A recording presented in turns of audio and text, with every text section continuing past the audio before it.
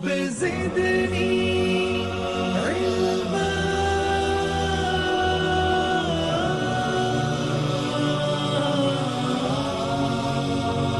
رب زدني علما.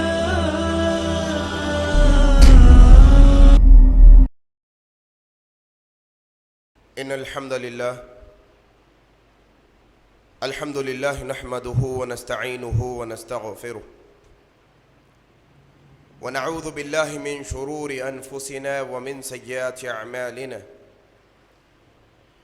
من يهده الله فلا مضل له ومن يضلله فلا هادي له.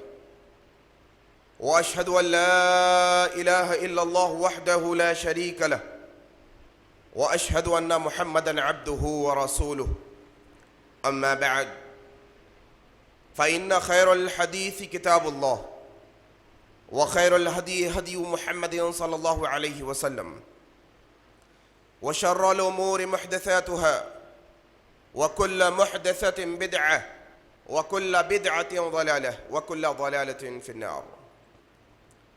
قال الله تبارك وتعالى في القرآن المجيد: أعوذ بالله من الشيطان الرجيم. بسم الله الرحمن الرحيم. يا أيها الناس اتقوا ربكم الذي خلقكم من نفس واحدة وخلق منها زوجها وبث منهما رجالا كثيرا ونساء واتقوا الله الذي تساءلون به والأرحام إن الله كان عليكم رقيبا. يا أيها الذين آمنوا اتقوا الله حق تقاته ولا تموتن إلا وأنتم مسلمون. يا أيها الذين آمنوا اتقوا الله وقولوا قولا سديدا يصلح لكم أعمالكم ويغفر لكم ذنوبكم ومن يطع الله ورسوله فقد فاز فوزا عظيما. وقال الله تبارك وتعالى: أعوذ بالله من الشيطان الرجيم. بسم الله الرحمن الرحيم. قل هو الله أحد الله الصمد لم يلد ولم يولد ولم يكن له كفوا أحد. أعوذ بالله من الشيطان الرجيم. رب اشرح لي صدري ويسر لي أمري واحلل عقدة من لساني يفقهوا قولي. بزرگوں، دوستوں، عزیز ساتھیوں اور پردہ نشین ماؤں بہنوں، آج کے اس خطبہ جمعہ کو میں اللہ تبارک و تعالیٰ کی حمد و ثنا سے شروع کرتا ہوں کہ ہر طرح کی حمد و ثنا، بڑائی اور بزرگی خالصتاً اللہ وحدہ لا شریک کے لائق اور زیبا ہے، جس کے قبضہ قدرت میں اس کائناتوں کا ذرہ ذرہ ہے. غرض اسی کے حکم سے بدلتے ہیں یہ موسم، اسی کے حکم سے برستے ہیں یہ بادل. اللہ لا الہ الا هو الحی القیوم لا تأخذه سنة ولا نوم له ما في السماوات وما في الأرض من ذا الذي يشفع عنده إلا بإذنه يعلم ما بين أيديهم وما خلفهم ولا يحيطون بشيء من علمه إلا بما شاء وسع كرسيه السماوات والأرض ولا يؤوده حفظهما وهو العلی العظیم. اس مختصر سی اللہ کی حمد کے بعد بے شمار درود و سلام ہو جناب محمد رسول اللہ صلی اللہ علیہ وسلم پر. اللہم صلی علی محمد وعلی آل محمد کما صلیت علی ابراہیم وعلی آل ابراہیم انکا حمید مجید. اللهم بارك على محمد وعلى آل محمد كما باركت على إبراهيم وعلى آل إبراهيم إنك حميد مجيد. اس کے بعد بے شمار رحمتیں اور برکتیں ہوں آپ صلی اللہ علیہ وسلم کے اصحاب پر. بزرگوں، دوستوں، عزیز ساتھی اور پردہ نشین ماؤں بہنوں، آج کے اس مختصر سے خطبہ جمعہ میں جو عنوان لے کر حاضر ہوا ہوں وہ بہت ہی اہم عنوان ہے. آج کے اس خطبہ جمعہ میں ہم توحید کی اہمیت پر بات کرنے جا رہے ہیں. اس سے پہلے کہ توحید کی اہمیت میں آپ کو بتاؤں، قرآن اور حدیث کی روشنی میں ایک مثال سے اپنی بات کا آغاز کرنا چاہتا ہوں. مثال یوں کہ ایک انسان گھر بناتا ہے، ایک انسان بنگلہ بناتا ہے، ایک انسان بلڈنگ بنانا چاہتا ہے، اپنا گھر بنانے سے پہلے، اپنی بلڈنگ بنانے سے پہلے، اپنا بنگلہ بنانے سے پہلے، وہ شخص جس زمین پر اپنا گھر بنانا چاہتا ہے وہ گھر پر آنن فانن دیواریں اٹھانا شروع نہیں کرتا. اس زمین پر وہ اچانک سے چھت ڈالنا شروع نہیں کرتا. اس زمین پر وہ شخص اپنی بلڈنگ بنانے سے پہلے، اپنا گھر بنانے سے پہلے، اپنا بنگلہ بنانے سے پہلے اس کا پایا ڈالتا ہے، جسے بیس کہتے ہیں، جسے بنیاد کہتے ہیں. وہ پایا بھرا جاتا ہے، وہ پایا بنایا جاتا ہے. عام طور پہ ہوتا ہے نا، گھر بناتے ہیں، ہم بھی دیکھتے ہیں لوگ گھر بنانے سے پہلے جتنی ان کی باؤنڈری ہوتی ہے وہ باؤنڈری کے اطراف میں کھدائی کرتے ہیں. اس میں چٹانوں سے کاٹے ہوئے پہاڑوں کو، چٹانوں سے کاٹے ہوئے گنیٹوں کو لگاتار رکھا جاتا ہے. ایک مضبوط بنیاد بنائی جاتی ہے. وہ بنیاد بنانے کے بعد اس پر اس کے گھر کی چار دیواری بنائی جاتی ہے. پتہ کیا چلا؟ اگر کوئی شخص گھر بنانا چاہتا ہے، بنیاد نہیں بنائے گا تو اس کا گھر مضبوط نہیں بنے گا. گھر کی مضبوطی کے لیے، گھر کے اندر طاقت آنے کے لیے، آپ کا گھر کی دیواریں سالوں سال برسا برس چل سکیں، اس کے لیے ایک انسان کو ضروری ہے کہ وہ اپنے گھر کی بنیاد کو مضبوط بنائے.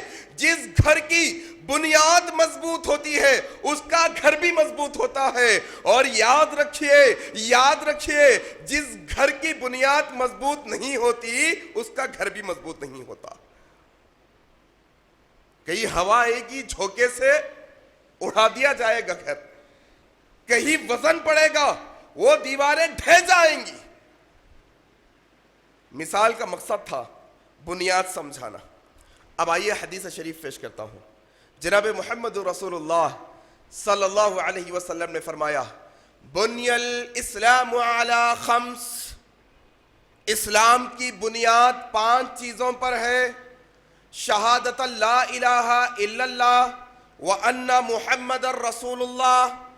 پہلی بنیاد اسلام کی یہ ہے کہ تم گواہی دو اللہ کے علاوہ کوئی معبود برحق نہیں، اور جناب محمد رسول اللہ صلی اللہ علیہ وسلم اللہ کے سچے بھیجے ہوئے بندے اور نبی ہے. پہلی بنیاد. وَإِقَامِ الصَّلَاةِ، اور نمازوں کو قائم کرنا دوسری بنیاد رکھی گئی ہے اسلام کی. وَإِيتَاءِ الزَّكَاةِ، اور جب مال نصاب کو پہنچ جائے تو زکوٰۃ ادا کرنا تیسری بنیاد رکھی گئی ہے. وَصَوْمِ رمضان، اور رمضان کے جو 30 یا 29 روزے آتے ہیں وہ روزوں کو رکھنا چوتھی بنیاد بنائی گئی ہے.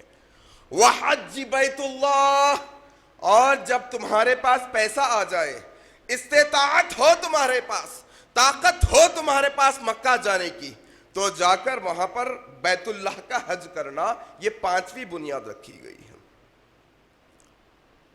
ہمارے معاشرے میں الحمدللہ ہر چھوٹا بڑا اس بات سے بخوبی واقف ہے کہ اسلام 5 چیزوں کی بنیاد پر بنایا گیا ہے. توحید، کلموں کی گواہی دینا، شہادتین جسے کہتے ہیں. دوسرا، نماز قائم کرنا، دن میں کم از کم 5 وقت فرض نمازیں. تیسرا، زکوٰۃ ادا کرنا. چوتھا، رمضان کے روزے رکھنا. 5واں، بیت اللہ کا حج کرنا. جس طرح سے آپ گھر بنانا چاہتے ہیں اس کی بنیاد رکھتے ہیں، وہ بنیاد جتنی مضبوط ہوگی اتنا مضبوط آپ کا گھر ہوگا. جتنی مضبوط آپ کی یہ 5 بنیادیں ہوں گی اتنا مضبوط آپ کا ایمان اور اسلام ہوگا. اور یہ 5 بنیادوں کی مثال دیتا ہوں. وہ 5 بنیادیں جو اسلام کی ابھی میں نے آپ کے سامنے بیان کی ہے، یہ 5 بنیادوں کی مثال ایسی ہی ہے جیسے 5 مالوں کی بلڈنگ بنائی جاتی ہے. یہ تمہیدی کلمیات ذرا غور سے سنیے گا تاکہ آگے کی گفتگو بڑی آسانی سے سمجھ میں آ جائے. جس طرح سے گھر کی بنیاد ہوتی ہے وہ جتنی مضبوط گھر اتنا مضبوط، اسی طرح سے اسلام کے 5 بنیادی شکلیں ہیں، یہ 5 پلرز ہے، سارا کا سارا اسلام یہ 5 بنیادوں پہ کھڑا کیا گیا ہے،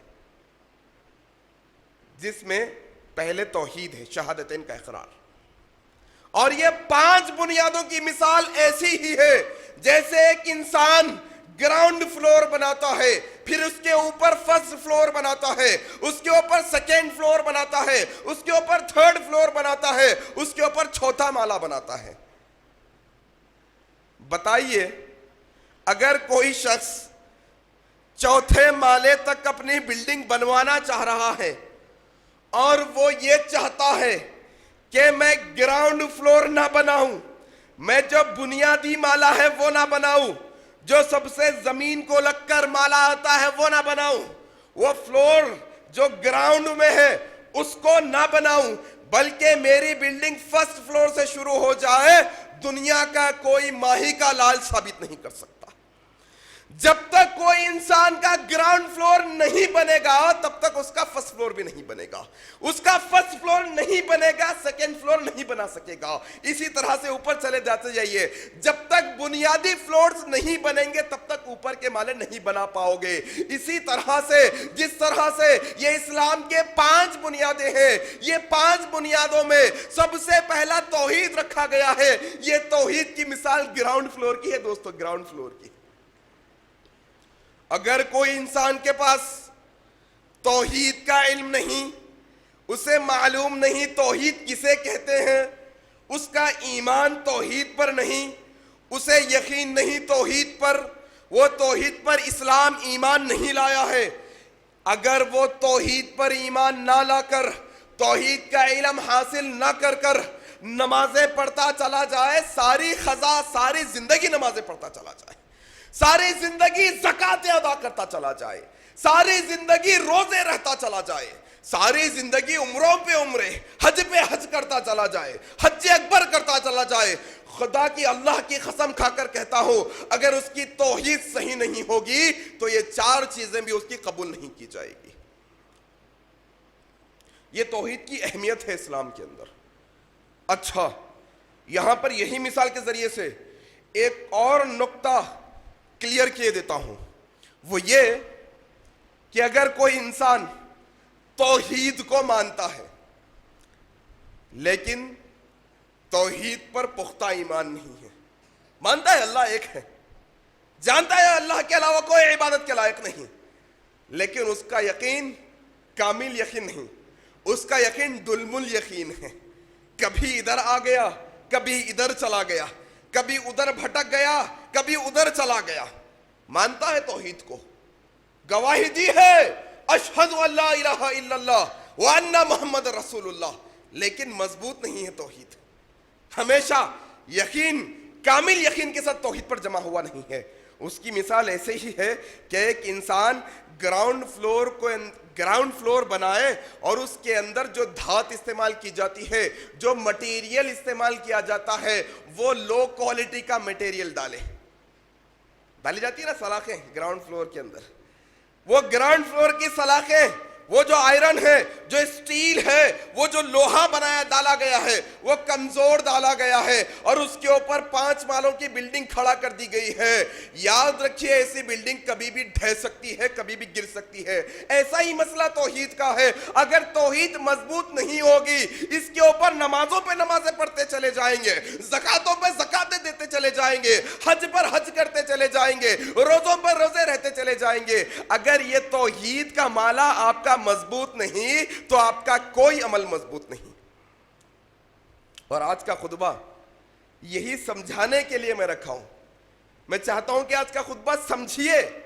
عام طور پہ ہم مسلمانوں کا معاملہ کیسا ہے، صبح ہوتی ہے شام ہوتی ہے، صبح ہوتی ہے شام ہوتی ہے، عمر یوں ہی تمام ہوتی ہے، بس صبح اٹھے ہیں ناشتے کی فکر، پھر لنچ کی فکر، پھر ڈنر کی فکر، پھر شام میں سو گئے، پھر جب صبح اٹھے تو نوکری کی فکر، بچوں کو اسکول چھوڑنے کی فکر، گھر کے اندر اناج لانے کی فکر، کاروبار و تجارت کی فکر. یہی گہما گہمی میں انسان اپنی زندگی کو گزارتا چلا جا رہا ہے. اور اتفاق سے کبھی جمعے کا خطبہ سننے کا موقع ملتا ہے، آ کر بیٹھ جاتا ہے. خطبہ جذباتی ہے، ماشاءاللہ بڑا مزہ آیا خطبہ سن کر جی، ایمان تازہ ہو گیا. بڑا اچھا لگا کہ یہ مسجد میں جا کر خطبہ سنوں گا کہ یہاں کے خطیب میرے ایمان کو تازہ کرتے ہیں. الحمدللہ اچھی بات ہے. لیکن اگر وہ تازہ کیے ہوئے ایمان کو تم مسجد کے باہر جا کر پھر باسی کرتے ہو تو یہ تم سراسر جرم کر رہے ہو. ہوتا یہی ہے. جناب والا ایک کان سے خطبے کو سنتے ہیں، مسجد کے باہر جا کر دوسرے کان سے اس خطبے کو نکال دیتے ہیں. میں تقریباً 10 سالوں سے اس مسجد میں میرے والد محترم کے خطبات سماعت فرماتے آ رہا ہوں. بچپنے سے، اس وقت سے جس وقت مجھے شعور نہیں تھا، تب سے والد محترم کا خطبہ سماعت فرماتے آ رہا ہوں. یہ جو چہرے یہ خطبے میں بیٹھے نظر آ رہے ہیں، الحمدللہ اکثر مجھے نظر آتے ہیں یہاں پر. اور میرے والد محترم جناب شکیل احمد صاحب ہر خطبے میں کم سے کم ایک دفعہ داڑھی کے متعلق ٹوکتے ہیں. کہتے ہیں نوجوانوں داڑھی چھوڑو، نبی کی سنت ہے. اور ہر خطبے میں میرے والد محترم کہتے ہیں نوجوانوں تمہارے کپڑے ٹخنوں کے نیچے لٹک رہے ہیں، اوپر کرو.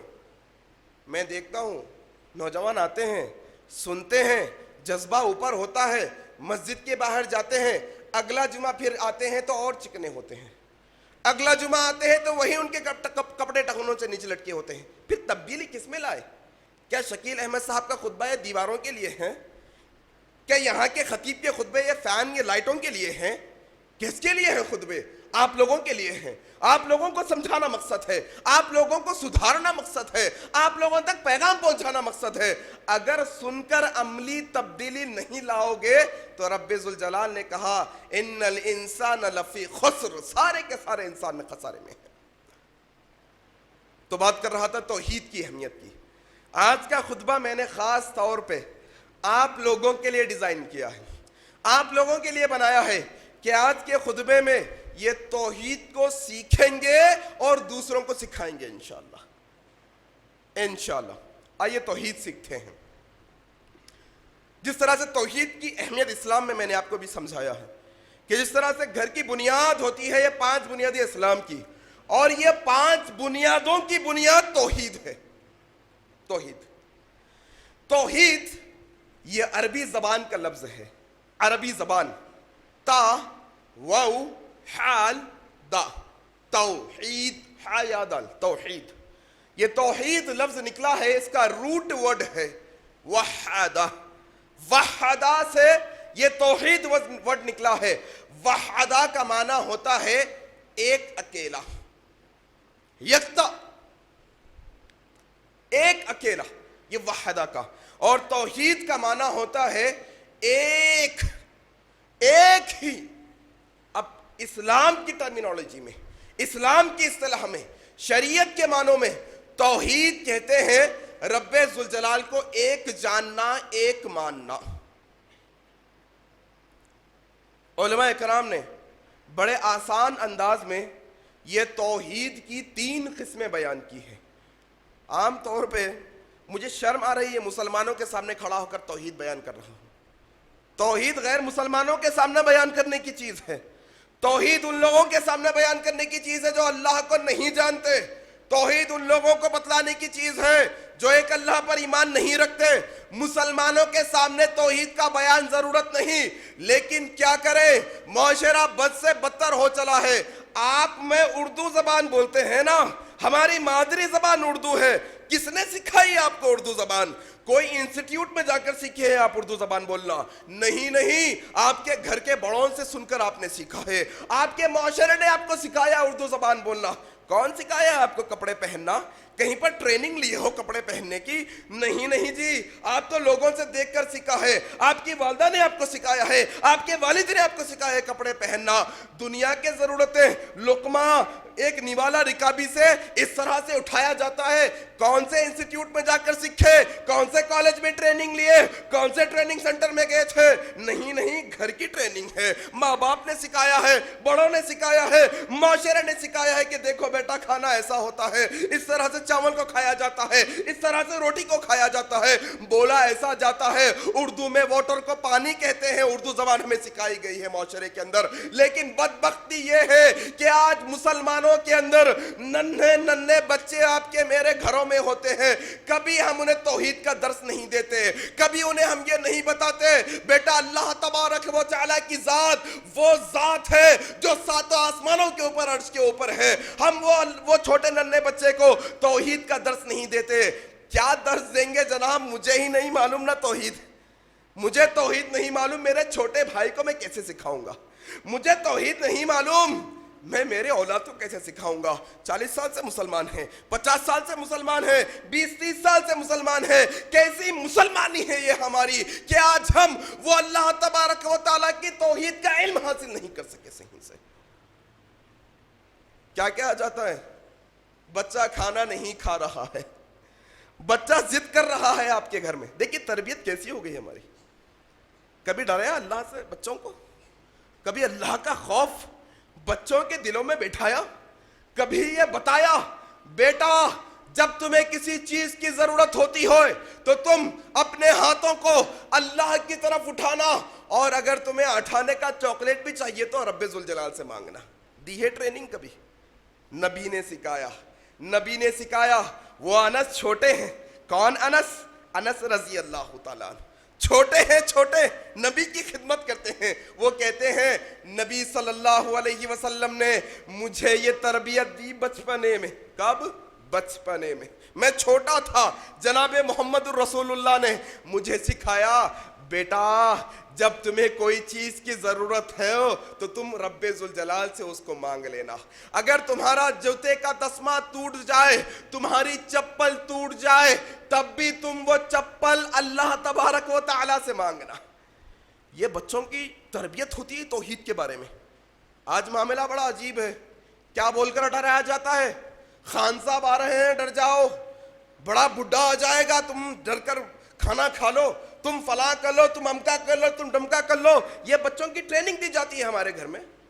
کیا ہم ہمارے بچوں کو، ہمارے چھوٹے بھائی بہنوں کو جو ہمارے نیچے ہوتے ہیں، کبھی انہیں توحید کی تعلیم دی؟ نہیں دی۔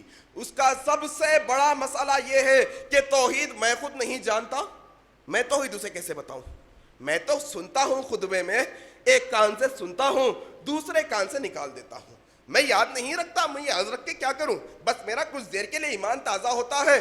یاد رکھیے کانوں کی عیاشی ہے یہ، کانوں کی عیاشی۔ اگر آپ یہ سمجھ کر خطبہ سنتے ہیں کہ بڑا مزہ آتا ہے، عمل نہیں کرتے تو آپ اپنے کانوں کی عیاشی کر رہے ہیں، عیاشی۔ اس سے باز آنے کی ضرورت ہے، عملی تبدیلی لانے کی ضرورت ہے۔ آئیے میں آپ کو بتاؤں توحید کیا ہوتی ہے۔ علماء کرام نے بنیادی طور پر توحید کی 3 قسمیں بیان کی ہیں، 3 قسمیں۔ یاد کریے یہ چیزیں، سمجھائیے اپنے خاندان کے اندر، اپنی فیملی کے اندر۔ آج بڑا عجیب معاملہ ہے، ہم دیکھنے میں آیا ہے لوگوں کو کہ لوگ اپنی بیوی کے ساتھ، اپنے گھر والوں کے ساتھ ایک جگہ بیٹھ کر اسلام کی بات کرنے کے لیے شرماتے ہیں۔ شرم آتی ہے انہیں لوگوں کے ساتھ بیٹھ کر بات کرنے کے لیے۔ بڑا عجیب معاملہ ہے۔ شرم تب نہیں آتی جب گناہ کرتے ہو، ٹیلی ویژن ساتھ بیٹھ کر دیکھتے ہو۔ شرم جب نہیں آتی جب گناہ کا کام ساتھ مل کر کرتے ہو۔ شرم جب نہیں آتی، لیکن اسلام کا کام کرنے ہمیں شرم آتی ہے۔ وعدہ کریے اللہ تبارک و تعالیٰ سے کہ ہمارے گھروں کے اندر انشاءاللہ توحید کا ماحول پیدا کریں گے ہم انشاءاللہ، اور ہمارے جو چھوٹے ہیں، ہماری اولادیں ہیں، ہمارے چھوٹے بھائی بہن ہیں، ہم ہر روز وہ اللہ تبارک و تعالیٰ کا تعارف دیں گے ہماری اولادوں کو، ہمارے چھوٹے چھوٹے بچوں کو، ہماری آنے والی نسلوں کو۔ ہم ہر روز اللہ کے بارے میں بتائیں گے، ہم ہر روز توحید کا پیغام ان تک پہنچائیں گے انشاءاللہ۔ توحید کی 3 قسمیں ہیں، یاد رکھ لیجئے 3 قسمیں توحید کی۔ سب سے پہلی قسم توحید کی ہے توحید ربوبیت۔ ہے نا 40 سال سے مسلمان، معلوم نہیں ہے کہ توحید ربوبیت بھی ایک توحید ہوتی ہے. یاد کریے گا یہ توحید ربوبیت 3 قسموں کی پہلی قسم ہے توحید ربوبیت. توحید ربوبیت کا معنی ہوتا ہے کہ اللہ تبارک و تعالیٰ کو یہ سارے کائناتوں کا رب جاننا اور رب ماننا. کیا کہا اللہ تبارک و تعالیٰ نے؟ سب کو یاد ہے نا سورہ فاتحہ پڑھتے ہیں ہم. آج فاتحہ پہ جھگڑے ہو رہے ہیں کہ تم فاتحہ دیتے ہو کہ بھی نہیں، لیکن بدقسمتی وہی فاتحہ پہ جھگڑنے والے لوگوں کو یہ فاتحہ کا ترجمہ نہیں آتا.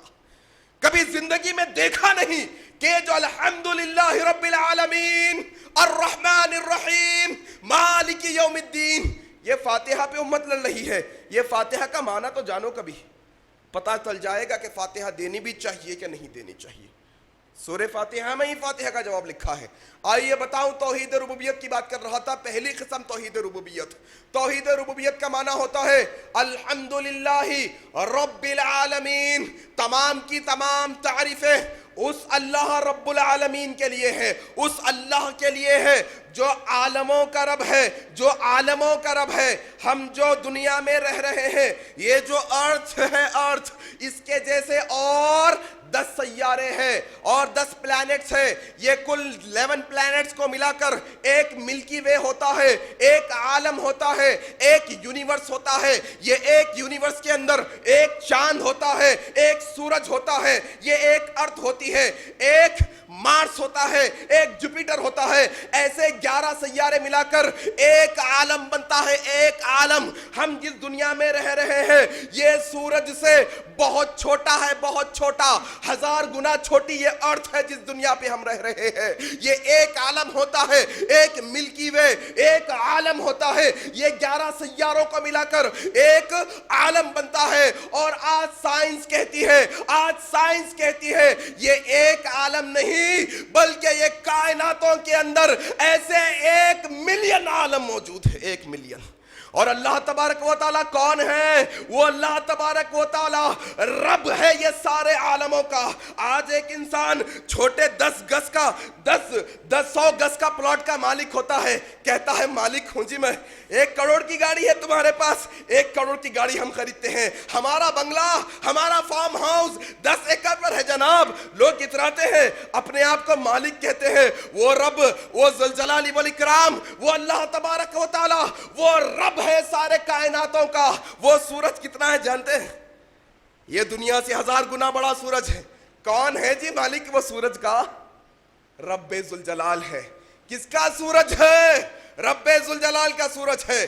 ایک انسان ایک لائٹ بناتا ہے اور فخر کرتا ہے کہ ہم نے لائٹ بنائی ہے. کتنے دن چلے گی لائٹ؟ ایکسپائری ڈیٹ آئے گی نا، سال چلے گی، 2 سال چلے گی، 10 سال چلے گی. لیکن رب ذوالجلال اس سورج کا مالک ہے جو رہتی دنیا تک روشن رہنے والا ہے. جب دنیا بنائی گئی تھی تب سے روشن ہے، جب دنیا ختم ہونے والی ہوگی تب تک روشن ہوگا. وہ سورج جو ساری دنیا کے اندر یہ روشنی بکھیر رہا ہے، وہ رب ذوالجلال مالک ہے اس سورج کا. وہ چاند کا مالک کون؟ رب ذوالجلال. یہ زمینوں اور آسمانوں کا مالک کون؟ رب ذوالجلال. یہ آسمانوں سے پانی برسانے والا کون؟ رب ذوالجلال. یہ تاروں کا مالک کون؟ رب ذوالجلال. یہ جھاڑوں پہاڑوں کا مالک کون؟ رب ذوالجلال. یاد رکھو، یہ توحید پر ایمان جب دل میں آئے گا نا، اپنے آپ کو بہت حقیر جاننا شروع کرو گے. یاد رکھو، بہت حقیر ذرے ہیں ہم، ہماری کوئی اوقات و بساط نہیں ہے. یاد رکھو، وہ اللہ تبارک و تعالیٰ کے سامنے ہماری کوئی اوقات و بساط نہیں ہے. ذرے ہیں ذرے، گندے پانی سے پیدا کیے ہوئے انسان ہیں ہم، معمولی پانی سے پیدا کیے ہوئے انسان ہیں. وہ رب جو سارے کائناتوں کو پالنے والا ہے، وہ کیسا پالنے والا ہے؟ اور ایک دنیا کے ذرے ذرے کو پالتا ہے. آپ کو اور مجھ کو رزق کون دیتا ہے جناب؟ رب ذوالجلال رزق دیتا ہے. انسان کہے گا نہیں نہیں میں کماتا ہوں، صبح سے لے کر شام تک 10 گھنٹے کی نوکری کرتا ہوں، جب پیسہ ملتا ہے تو اس سے اناج خرید کر کھاتا ہوں، میں خود اپنے آپ کو پال رہا ہوں. رب مجھے کہاں پال رہا ہے؟ ارے وہ عقل کے اندھے، اس بات پر بھی غور کر کہ جو ہاتھوں سے تو کما رہا ہے وہ ہاتھ کس نے دیے ہیں؟ جس دماغ سے کام کر رہا ہے وہ دماغ کس کا عطا کیا ہوا ہے؟ جن آنکھوں سے دیکھ کر کام کر رہا ہے وہ آنکھیں کس کی دی ہوئی ہے؟ جس بدن سے، جس جسم سے محنت کر کر پیسے کما رہا ہے وہ جسم کس کا دیا ہوا ہے؟ تیری اوقاتی کیا تو ایک دانہ نہیں کما سکتا؟ مان بھی لیا جائے انسان کماتا ہے، پیسہ کمائے گا، 1000 روپیہ ہاتھ میں آ گیا ایک دن کی کمائی، کیا کرے گا؟ نوٹ کھائے گا؟ نوٹ کھائے گا؟ نہیں کھا سکتا۔ کیا کھائے گا؟ اناج، چاول کھائے گا۔ کون ہے جو آسمانوں سے پانی کو برساتا ہے؟ یہ زمین کے اندر یہ دانہ پھٹتا ہے، اس کے اندر سے ایک درخت نکلتا ہے، ایک جھاڑ نکلتا ہے، وہ جھاڑ پر 100 1000 دانے نکلتے ہیں چاول کے۔ کون سی قدرت ہے جناب؟ ہے کیا کوئی مشین جو دانے کے اندر سے جھاڑ کو نکال کر بتا دے؟ کوئی نہیں ہے اللہ کے علاوہ۔ وہ رب ذوالجلال ہے جو سارے کائناتوں کو پالنے والا ہے، ساری کائناتوں کو پالنے والا ہے۔ کون سی زمین پر کون سے درخت کو پانی کی ضرورت ہوتی ہے وہ رب ذوالجلال کو علم ہوتا ہے۔ وہ رب ذوالجلال آسمانوں سے پانی کا نزول کرتا ہے، وہ درخت کی پیاس کو بجھاتا ہے، وہ درخت کو سیریاب کرتا ہے۔ وہ رب ذوالجلال تو وہ رب ذوالجلال ہے، وہ رب ہے پالنے والا، ایسا پالنے والا۔ آپ میں تو اشرف المخلوقات ہے، رب ذوالجلال تو ایسے پالتا ہے۔ کئی چٹانوں کے اندر ایسی جگہ جہاں پر سورج کی روشنی بھی نہیں پہنچتی، آج تک کسی انسان نے وہاں پر نظر بھی نہیں ڈالی ہوگی، نہ وہاں پر کوئی اجالا ہوگا۔ وہ چٹانوں کے اندر باریک باریک کیڑے ہوتے ہیں، باریک باریک کیڑے، وہ کیڑوں کو رزق دینے والا رب ذوالجلال ہے۔ یہ توحید ہے، توحید۔ یہ سمجھانے کی ضرورت ہے ہماری نسلوں کو۔ آج ہمارے دلوں کے اندر سے توحید چلی گئی، ڈر آ گیا دنیا کا، دنیا کی محبت ہمارے دلوں کے اندر آ گئی۔ یہ دل کے اندر توحید کے چراغ کو روشن کریے، یہ دل کو منور کریے، یہ دل کے اندر توحید کے نور کو پھیلائیے، پھر دیکھیے آپ کی زندگی کیسی نورانی ہوتی ہے۔ بات کر رہا تھا پہلی قسم توحید ربوبیت، یہ ماننا، یہ جاننا، یہ پختہ یقین رکھنا کہ سارے کائناتوں کا رب سوائے اللہ کے اور کوئی نہیں ہے۔ بتاؤں ایک تعجب کی بات آپ کو، یہ جو توحید ربوبیت ہے، یہ توحید ربوبیت کو ساری دنیا مانتی ہے، ساری دنیا مانتی ہے، مسلمان نہیں۔ مسلمان تو مانتا ہے، ہندو بھی مانتا ہے۔ ابھی نکلیں گے مسجد کے باہر، ہندو آبادی ہے نا اطراف، پوچھنا کسی ہندو سے پکڑ کر، وہ اوپر والے کو جانتے ہو؟ کہے گے ہاں اوپر والا ہے، اوپر ہے کوئی پاور، اوپر کوئی ہے ایک ایسی ہستی۔ ہندو بھی ایمان رکھتا ہے، ہندو بھی جانتا ہے اوپر ہے کوئی ایک ہستی، وہ بھی یقین رکھتا ہے کہ ہے کوئی اوپر۔ کرسچن سے پوچھنا، کہے گا کہ ہاں اللہ ہے۔ یہودی سے پوچھ لیجئے، کہے گا ہاں اللہ رب ہے۔ کوئی دنیا کا انسان، ہر وہ انسان وہ رب کو رب مانتا ہے، وہ جانتا ہے آسمانوں سے بارش برسانے والا وہ رب ہے۔ وہ کوئی سپر پاور ہے اوپر جو رب کے اس کے علاوہ کوئی اور نہیں رب ہے۔ وہ سارے آسمانوں کا مالک ہے، وہ سورج و چاند کا مالک ہے۔ یہ توحید ربوبیت کی پہلی قسم۔ لیکن ایک قسم ہے جو خدا پر ایمان نہ رکھنے والے، جنہیں عام لفظوں میں دہریہ کہہ سکتے ہیں، وہ لوگ کسی خدا پر ایمان نہیں رکھتے۔ وہ لوگ یہ یقین رکھتے ہیں کہ بس ہم ایسے ہی آئے اور ایسے ہی مر جانے والے ہیں، انشاءاللہ کبھی پھر موقع ملے گا تو ان کے بارے میں تفصیلات رکھنے کی کوشش کریں گے۔ آئیے دوسری قسم کی طرف آتا ہوں۔ دوسری قسم ہے توحید عبادت۔ پہلی قسم تھی توحید ربوبیت، دوسری قسم ہے توحید عبادت۔ یہ توحید بڑی اہم توحید ہے، اس کو آج سمجھنا بہت ضروری ہے۔ یہ توحید عبادت کا مطلب ہوتا ہے دنیا کے اندر جتنی پوجا کی جائے، جتنی آرادھنا کی جائے، جتنے عبادتیں کی جائے، وہ اللہ کے علاوہ کسی اور کے لیے نہ کی جائے۔ یہ توحید عبادت ہوتی ہے۔ نماز ایک عبادت ہے، وہ نماز اللہ کے علاوہ کسی اور کے لیے نہیں پڑھی جائے گی۔ آج اگر کوئی کہتا ہے ہم صلاۃ الغوثیہ پڑھتے ہیں تو اے نادانو، یہ نماز عبادت ہے، یہ توحید عبادت، یہ جو توحید عبادت کی توحید ہے یہ اللہ کے لیے خاص ہے۔ تم غوث کے لیے کوئی عبادت نہیں کر سکتے، تم غوث کی نماز نہیں پڑھ سکتے، تم دستگیر کی نماز نہیں پڑھ سکتے، تم کوئی اور شخص کے لیے نماز نہیں پڑھ سکتے۔ یہ نماز اور نماز کا ایک ایک رکن، نماز کا ایک ایک حصہ اللہ تبارک و تعالیٰ کے لیے کسی اور کے لیے نہیں کرنا چاہیے۔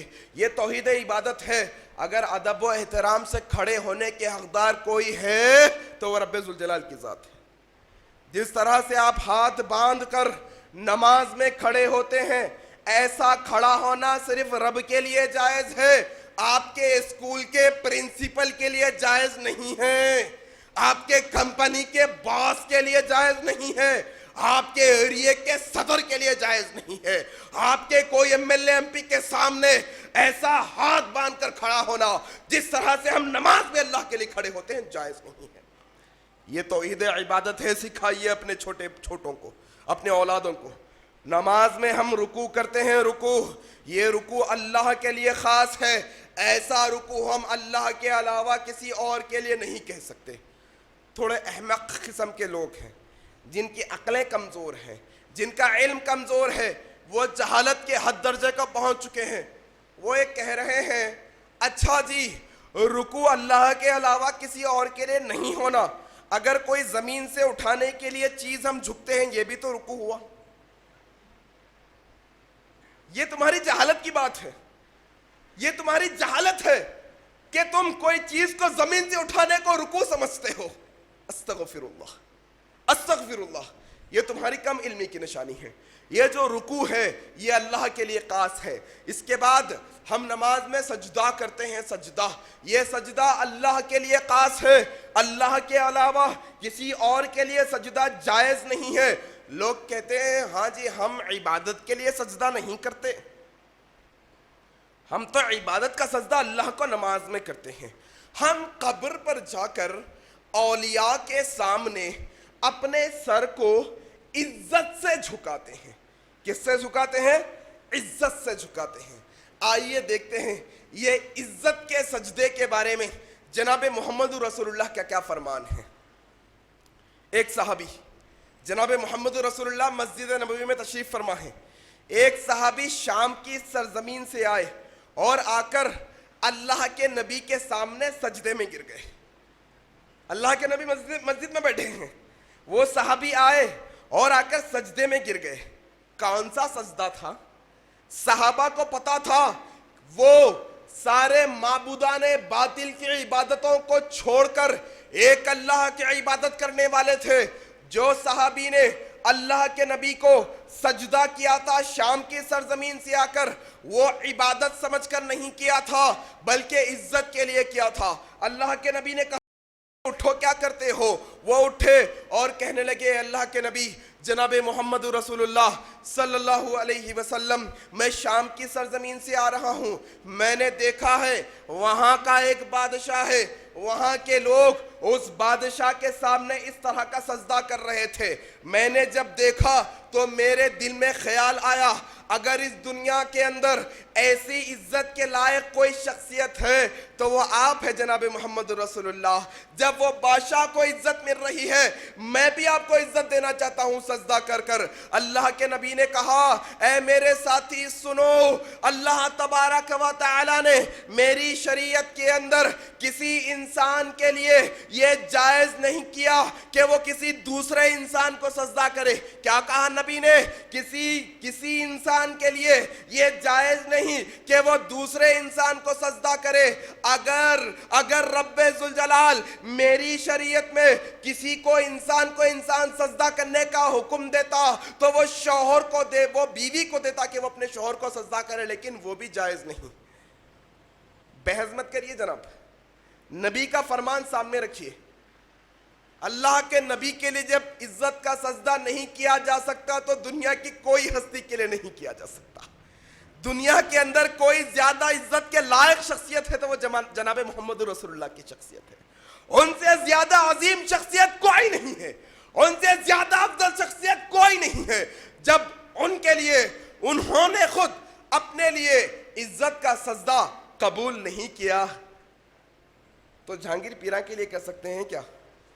بندہ نواز اجمیر میں کر سکتے ہیں کیا؟ یوسف بابا کے لیے عزت کا سجدہ کر سکتے ہیں کیا؟ یا کوئی اور ولی؟ ہم ولی کا انکار نہیں کرتے. اللہ کے اولیاء ہوتے ہیں, حقیقت میں ہوتے ہیں, اللہ کے دوست ہوتے ہیں, اللہ کے مقرب لوگ ہوتے ہیں, لیکن اس کا مطلب یہ نہیں کہ وہ اللہ کے اولیاء ہوں گے تو ہم انہیں سجدہ کرنا شروع کر دیں گے. یہ جائز نہیں ہے کسی کے لیے. یہ سمجھنے کی کوشش کریے گا کہ اللہ کے علاوہ کسی اور کے لیے عبادت جائز نہیں.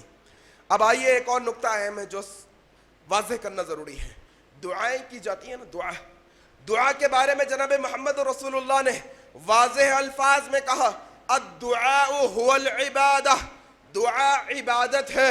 ہم جو دعا کرتے ہیں نا ہاتھ اٹھا کر, اے اللہ میری پریشانیوں کو دور کر دے, مجھے معاف فرما, جو بھی آپ کے مسائل آپ رکھتے ہیں آپ اپنے ہاتھوں کو اٹھا کر دعائیں کرتے ہیں. یہ دعا کرنا حقیقت میں عبادت کرنا ہے, عبادت میں شمار ہے, اور یہ دعا اللہ کے علاوہ کسی اور سے ہم نہیں کر سکتے.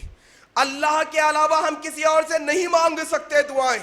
لوگ یہ کہتے ہیں اور عقلی دلائل دیتے ہیں اور کہتے ہیں نہیں جناب میں تو گنہگار ہوں نا, میں تو خطاکار ہوں, میں اتنا گنہگار ہوں کہ اللہ میری دعا قبول نہیں کرتا, اسی لیے میں کیا کرتا ہوں, میں اولیاء کو جا کر کہتا ہوں کہ اے ولی اللہ میری یہ دعا ہے, آپ اللہ تک میری دعا کو پہنچا دیجئے. اس کو عام لفظوں میں وسیلہ کہتے ہیں.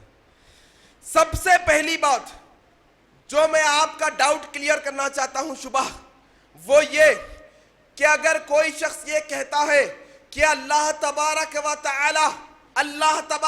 تعالی گنہگار کی نہیں سنتا, تو یہ اللہ کی شان میں گستاخی کرنے کے برابر الفاظ ہے, یاد رکھیے.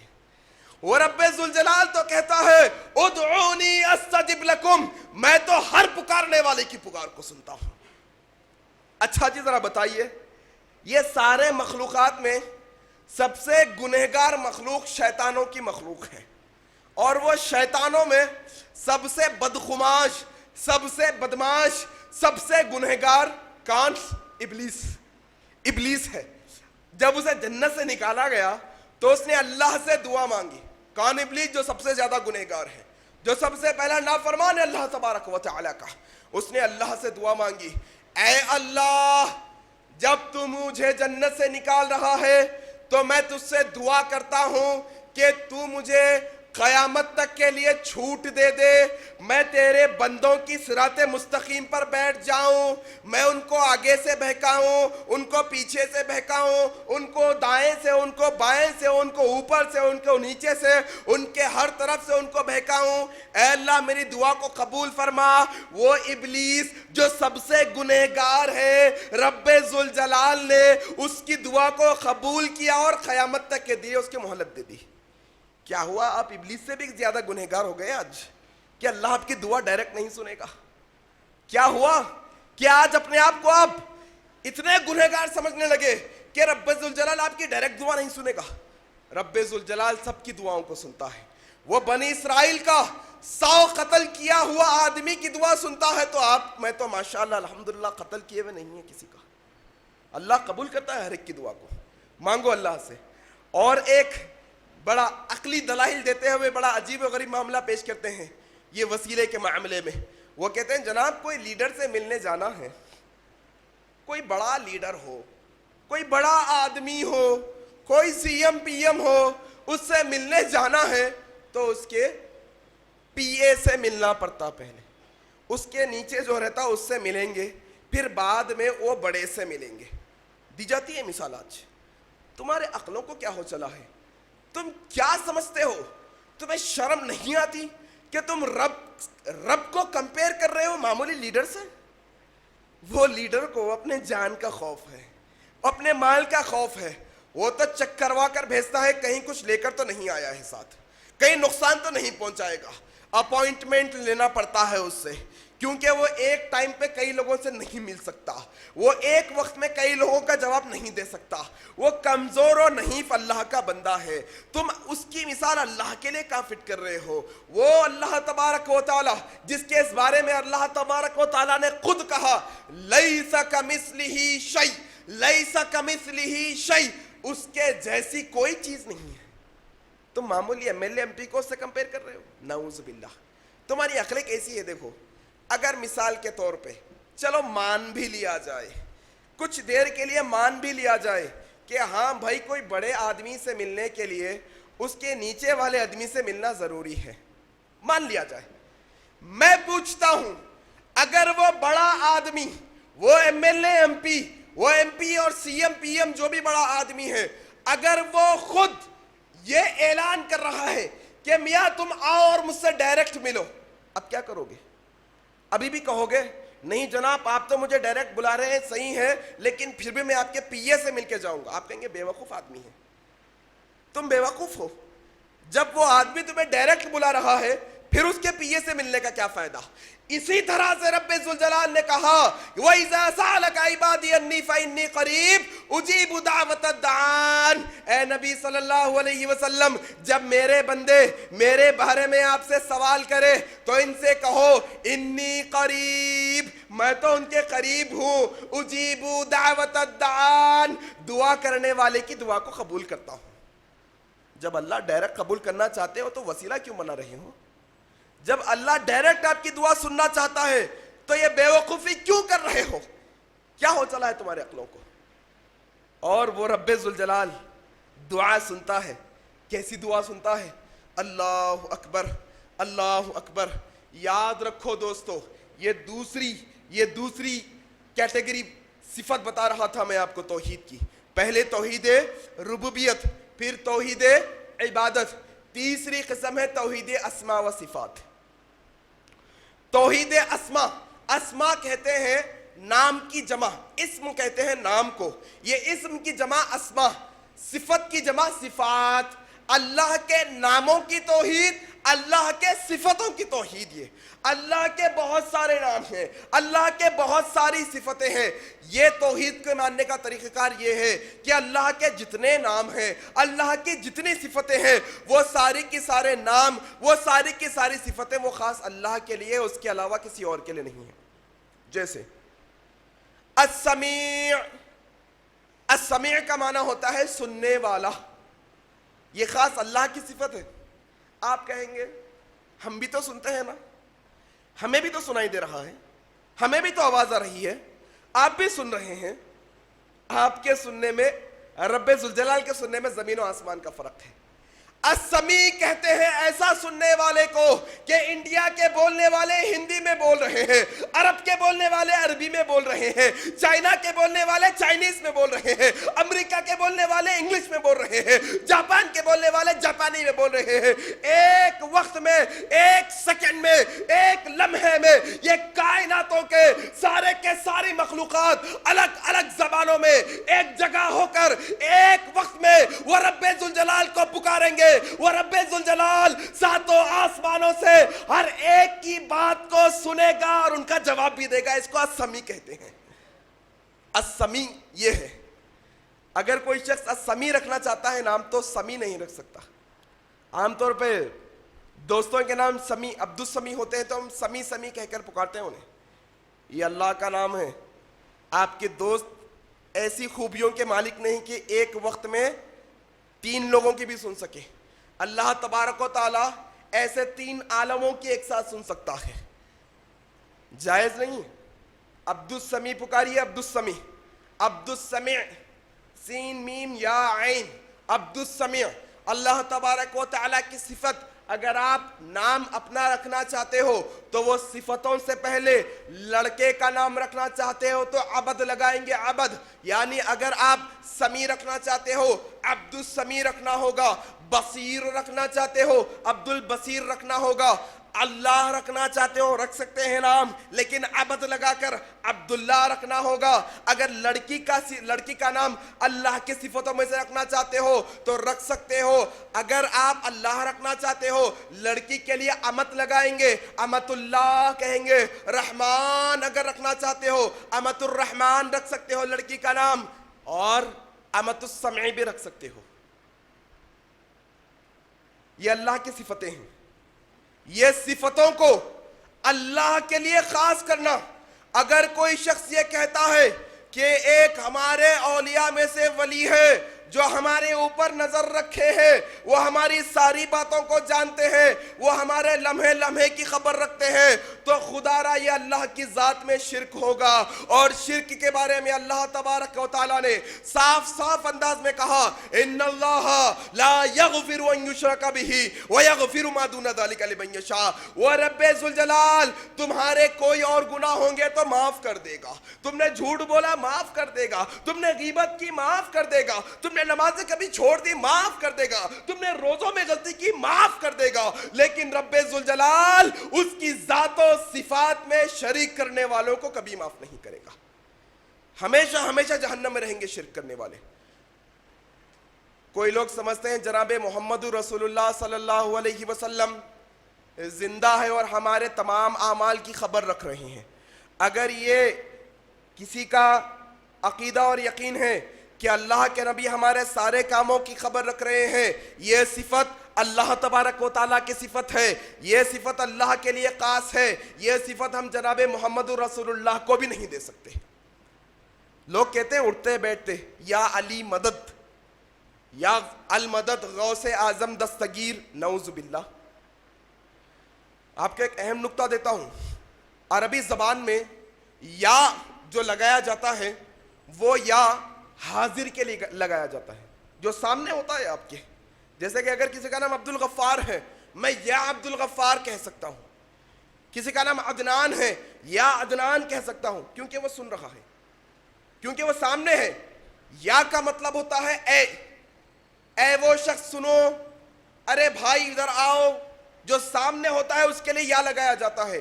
اور یہ یا علی مدد کا عقیدہ ہے، آپ کو معلوم ہونا چاہیے، یہ رافضیوں کی دین ہے میرے سنی بھائیوں، یہ رافضیوں کی دین ہے، ہمارے اندر ڈالی گئی ہے۔ یا علی مدد کہنا شرک ہے، شرک۔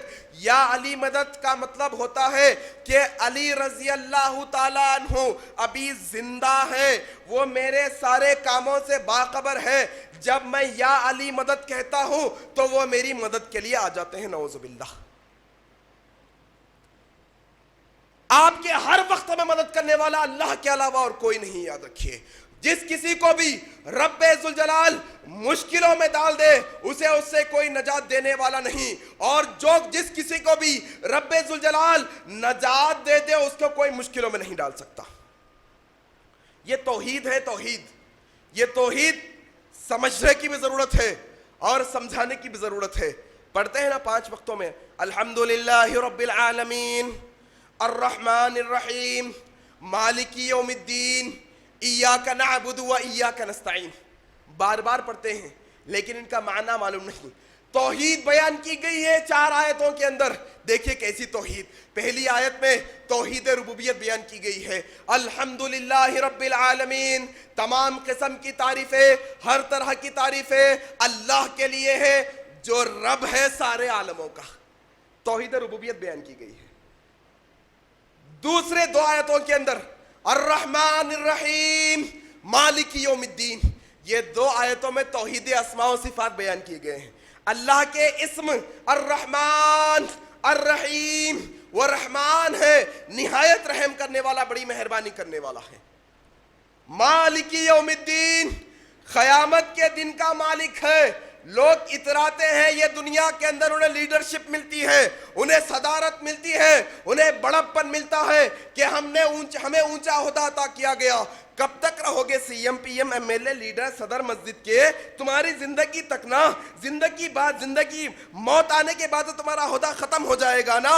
لیکن رب ذوالجلال کہتے ہیں وہ رب تو وہ رب ہے، یہ دنیا میں بھی اس کی بادشاہت ہے۔ جب یہ دنیا تباہ کر دی جائے گی، جب قیامت آئے گی تو تب بھی اس کی بادشاہت رہے گی۔ یہ توحید اسماء و صفات بیان کیے گئے ہیں سورہ فاتحہ کے 2 آیتوں کے اندر. 34 آیت میں توحید عبادت بیان کی گئی. اللہ اکبر. کیا؟ ایاک نعبد و ایاک نستعین. اقرار کروایا گیا ہے. اب تم جب اقرار کر چکے ہو کہ ہر طرح کی تعریف اللہ کے لیے ہے جو نہایت رحم کرنے والا بڑا مہربان ہے, وہ دنیا کا مالک نہیں, دنیا کا بادشاہ نہیں, بلکہ دنیا کے علاوہ دنیا کے بعد جو دنیا آنے والی ہے قیامت, اس دن کا بھی بادشاہ ہے. جب یہ تم 3-4 چیزوں کا اقرار کر چکے ہو تو اب اقرار کرو ایاک نعبد و ایاک نستعین, کہ میں اللہ کے علاوہ کسی کی عبادت نہیں کروں گا, اللہ کے علاوہ کسی اور سے مدد طلب نہیں کروں گا. پڑھیے گا, اٹھائیے. ایاک نعبد و ایاک نستعین کا معنی کیا ہوتا ہے؟ ہم تیری ہی عبادت کرتے ہیں, تجھ ہی سے مدد طلب کرتے ہیں. ہی ہے, ہی بھی نہیں.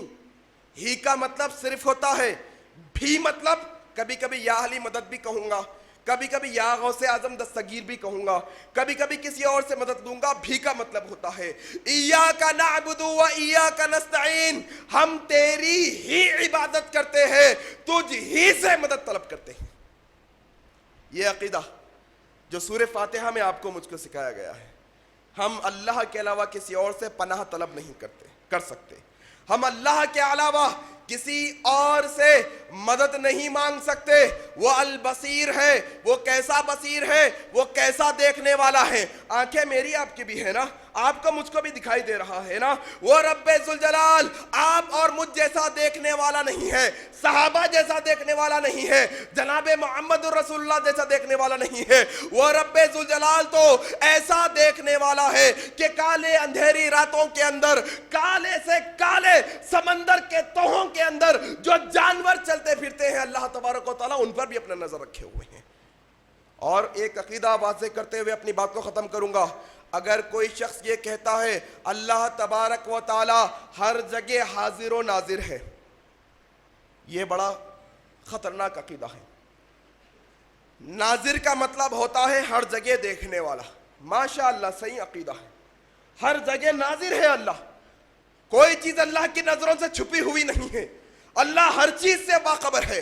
تم تنہائی میں کرتے ہو, اللہ کی نظر وہاں پر موجود ہے. تم لوگوں سے چھپا کر کرتے ہو, اللہ کی نظر سے نہیں بچ سکتے. تم لوگوں کے, تمہارے دلوں کے اندر جو وسوسے خیالات آتے ہیں, اللہ کی نظر تمہارے دلوں کے بھیدوں کے اندر بھی ہے.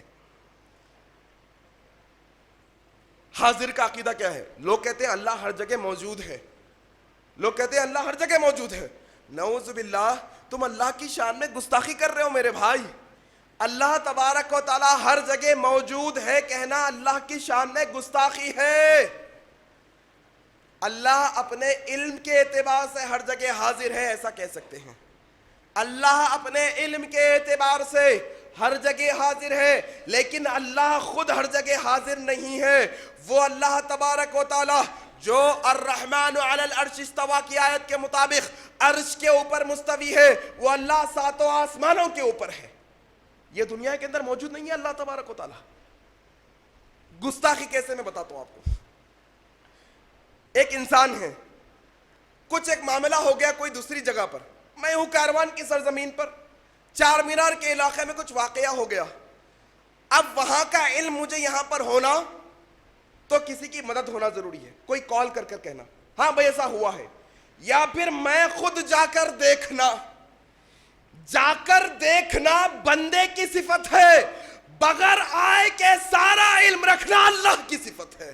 تم اگر یہ کہتے ہو اللہ آ کر دیکھتا ہے تو یہ اللہ کی شان میں گستاخی ہے.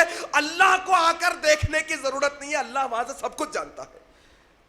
اللہ اگر ہر جگہ حاضر ہے, موجود ہے, تم کہہ رہے ہو تو اللہ کی شان میں گستاخی کر رہے ہو. تم اللہ کی شان میں کمی کرنے کی کوشش کر رہے ہو. خیر اللہ کی شان میں کبھی کمی نہیں ہو سکتی.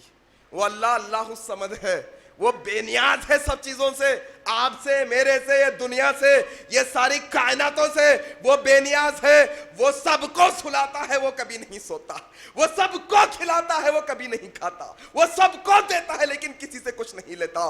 وہ آیت بھی یاد کیجئے جس میں اللہ تبارک و تعالیٰ کہتے ہیں لوگوں اگر یہ کائناتوں کی ساری مخلوقات مل کر, یہ چرند پرند, یہ جانور, یہ انسان, یہ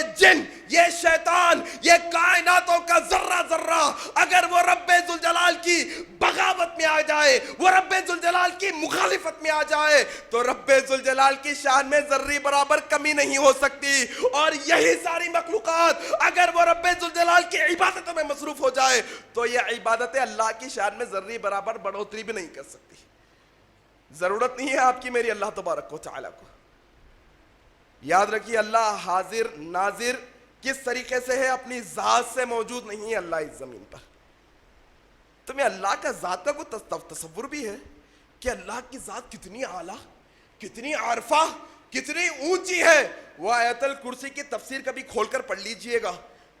میری اور آپ کی ایک چھوٹے گولے کی اوساط و بقات کیا ہے؟ کچھ نہیں ہے چھوٹا گولا۔ رب ذوالجلال کی ذات یہ دنیا میں نہیں آ سکتی، رب ذوالجلال کو آنے کی ضرورت نہیں ہے، وہ آئے بغیر یہ سارے چیزوں کا علم رکھتا ہے۔ یہ توحید ہے میرے بھائیوں، میری ماؤں بہنوں، یہ توحید کا درس ہمارے گھروں میں صبح و شام ہوتا رہنا چاہیے۔ ہمارے بچوں کو سکھائیے، بتائیے، رب ذوالجلال کا تعارف صبح شام دیجئے۔ ڈرانا ہے تو کوئی بڈھے سے مت ڈرائیے، کوئی چھاؤں سے اندھیرے سے مت ڈرائیے، تقوی پیدا کیجئے اپنے اولادوں کے دلوں میں، رب کا تقوی پیدا کیجئے، رب کا خوف اور ڈر پیدا کیجئے اپنے اولادوں کے دل میں۔ بیٹا ایسا نہیں کرتے، ایسا کرو گے تو رب ذوالجلال ہمیں دیکھ رہا ہے، بیٹا ایسا کرو گے تو اللہ ہمیں سزا دیں گے، بیٹا اگر ایسا کرو گے تو اللہ ہمیں انعام دیں گے۔ آج عجیب معاملہ ہے، ہمارا بچہ گانوں پر ناچتا ہے تو ہمیں خوشی ہوتی ہے، چھوٹا بچہ ناچ رہا ہے۔ ہمارا بچہ بڑوں کو ارے ترے سے کہتا ہے، بڑا اچھا لگ رہا ہے بچے کے منہ سے۔ ہمارا بچہ گالی دیتا ہے، بڑی عجیب لگ رہی ہے بچے کے منہ سے گالی، لوگ ہنستے ہیں۔ ہمارا بچہ گانے گنگناتا ہے، کتنا پیارا بچہ ہے، کتنا پیارا گانا گا رہا ہے۔ نعوذ باللہ، تم نے کیا تعلیم دی اپنے اولادوں کو؟ یہ توحید کی تعلیم کی ضرورت ہے، یاد رکھیے گا۔ یہ توحید کی تعلیم اپنے بچوں کو دیجئے، اپنے گھر میں ہر ایک فرد کو دیجئے، آپ کی اور میری ذمہ داری ہے۔ آج کے خطبے کا میرا مقصد ہی یہی تھا کہ آپ لوگوں کو میں توحید جانتے ہوں تو بھی پھر ایک دفعہ آپ کو سمجھاؤں اور یہ ذمہ داری کا احساس دلاؤں کہ دنوں رات کے اندر ہمارے گھر میں توحید کے تذکرے ہوتے رہنے چاہیے۔ اللہ تبارک و تعالیٰ سے میں دعا گو ہوں کہ اللہ تبارک و تعالیٰ ہم تمام مسلمانوں کو توحید خالص پر ہمیشہ ہمیشہ کے لیے گامزن فرما دے۔ ہم تمام مسلمانوں کو توحید خالص تیری ہی عبادت کرنے والا ہمیں بنا دے۔ الہ العالمین، ہم میں سے جو کوئی بھی بیمار ہے ان کی بیماریوں کو دور فرما دے۔ الہ العالمین، ہم میں سے جو کوئی بھی قرض کی مشکل میں مبتلا ہے ان کے لیے آسان راستے مہیا فرما دے۔ الہ العالمین، ہم میں سے جو کوئی بھی پریشان حال ہے ان کی پریشانیوں کو دور فرما دے۔ الہ العالمین، ہم تمام کو جب تک زندہ رکھ توحید خالص یعنی دین اسلام پر زندہ رکھ مولا، اور جب ہماری موت آئے تو الہ العالمین ہماری زبان پر توحید کا کلمہ جاری و ساری فرما دے مولا۔ الہ العالمین، جب ہم قبر میں چلے جائیں توحید کا سوال ہو تو رب ذوالجلال ہماری زبان